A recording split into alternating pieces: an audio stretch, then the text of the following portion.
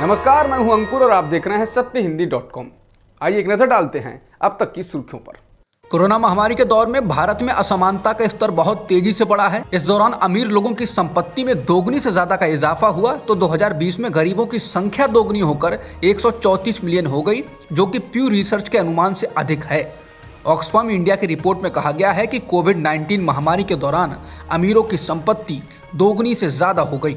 वहीं दूसरी ओर एक बड़ी जनसंख्या महामारी और गरीबी से जूझती रही।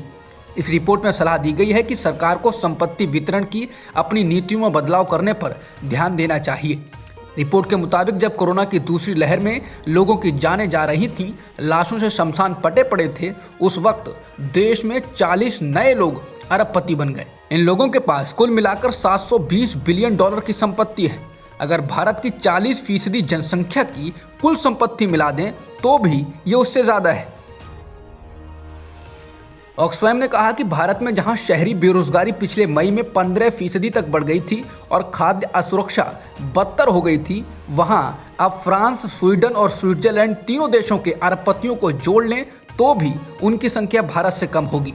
ऑक्सफैम ने कहा कि 10 सबसे अमीर लोगों की संपत्ति 25 साल तक देश के हर बच्चे को स्कूली शिक्षा एवं उच्च शिक्षा देने के लिए काफी होगी। यूपी में समाजवादी पार्टी के नेताओं पर लगातार दर्ज हो रहे मुकदमों पर सपा ने सवाल उठाया है। सपा प्रमुख अखिलेश यादव ने कहा कि बीजेपी के नेता, सांसद, विधायक कोरोना नियमों की धज्जियां उड़ा रहे हैं, लेकिन उन पर कोई केस दर्ज नहीं हो रहा है। ये एक तरफा व्यवहार सिर्फ सपा से ही क्यों? सबसे ताजा मामला बरहज विधानसभा क्षेत्र का है। बरहज में सपा नेता वीरेंद्र चौधरी पर एक ही दिन में 6 केस दर्ज कराए गए। वीरेंद्र चौधरी सपा के संभावित प्रत्याशी भी हैं, वो जिला पंचायत के पूर्व सदस्य भी हैं।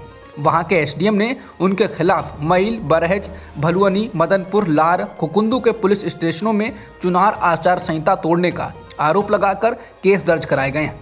वीरेंद्र चौधरी का कहना है कि आचार संहिता लागू होने के बाद उन्होंने नाम मिटवा दिए, पोस्टर हटा दिए थे।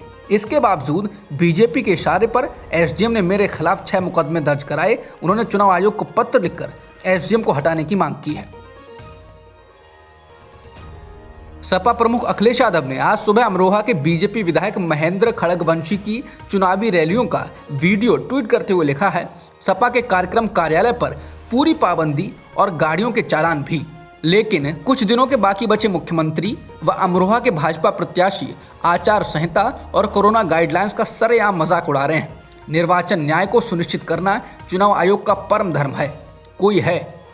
वहीं सपा के वरिष्ठ नेता प्रोफेसर रामगोपाल यादव ने भी बीजेपी नेताओं पर पहले से दर्ज मुकदमों का मामला उठाया था और कहा था कि गिरफ्तार सिर्फ सपा के लोग किए जा रहे हैं। प्रदेश के तमाम जिलों में सपा कांग्रेस प्रत्याशियों और नेताओं पर चुनाव आचार संहिता उल्लंघन दर्ज होने की खबरें आ रही हैं। उत्तराखंड बीजेपी द्वारा 6 साल के लिए पार्टी से निष्कासित किए जाने के बाद राज्य सरकार में मंत्री रहे हरक सिंह रावत ने कहा कि राज्य में कांग्रेस की सरकार बनने जा रही है और वो कांग्रेस के लिए काम करेंगे। उन्होंने कहा कि मुझे इन लोगों ने निकाल दिया तो क्या करूंगा, घर तो बैठूंगा नहीं, इसलिए कांग्रेस के लिए काम करूंगा। अब मैं कांग्रेस के साथ बातचीत करूंगा और कांग्रेस में शामिल होऊंगा। प्रदेश में कांग्रेस की सरकार बनने जा रही है और वो भी पूर्ण बहुमत के साथ। शिवसेना और एनसीपी गोवा के विधानसभा चुनाव में मिलकर ताल ठोकेंगे। शिवसेना के सांसद संजय राउत ने रविवार को एएनआई से कहा कि दोनों दलों के बीच 18 जनवरी को सीटों के बंटवारे को लेकर चर्चा होगी। बता दें कि ऐसी चर्चा थी कि कांग्रेस शिवसेना और एनसीपी को गोवा में कुछ सीटें दे सकती है। इसे लेकर संजय राउत की कांग्रेस के पूर्व अध्यक्ष राहुल गांधी और पार्टी की राष्ट्रीय महासचिव प्रियंका गांधी वाड्रा से भी मुलाकात हुई थी, लेकिन अब ये साफ हो गया है कि शिवसेना और एनसीपी कांग्रेस से अलग चुनाव लड़ेंगे। शिवसेना सांसद संजय राउत ने यूपी के सीएम योगी आदित्यनाथ के गोरखपुर से लड़ने को लेकर निशाना साधा। राउत ने कहा कि योगी जी चुनाव कहीं से भी लड़ लें, लेकिन जनता उन्हें वोट नहीं देने वाली है। समाचार एजेंसी एएनआई से बात करते हुए राउत ने कहा, उत्तर प्रदेश की टक्कर और चक्कर राजनीति में बहुत महत्वपूर्ण है। योगी जी गोरखपुर से लड़ें या अयोध्या से लड़ें, ये उनका अधिकार है, लेकिन देश में जो अराजकता है, गंगा में लाशों को बहता देखा गया है, इससे जिंदा लोग तो उन्हें वोट नहीं देने वाले हैं। बीजेपी छोड़कर समाजवादी पार्टी में शामिल होने वाले स्वामी प्रसाद मौर्य की बेटी संघमित्रा मौर्य बदायूं से बीजेपी सांसद हैं। उनके पिता अपने बेटे उत्कृष्ट के साथ बीजेपी में टूट करने वाले मुख्य नेता रहे हैं, इसलिए संघमित्रा की बीजेपी में चुनौती बढ़ सकती है। इस सवाल के जवाब में इंडियन एक्सप्रेस से बात करते हुए संघमित्रा ने कहा, आपको हर जगह परेशानी का सामना करना पड़ता है, मैं उनका सामना करना जानती हूँ, मैं संघर्ष करना जानती हूँ। बता दें, मौर्य के इस कदम से उत्कृष्ट के लिए सपा से टिकट निश्चित हो सकता है, जो पिछले विधानसभा चुनाव में ऊंचाहार निर्वाचन क्षेत्र से सपा से हार गए थे।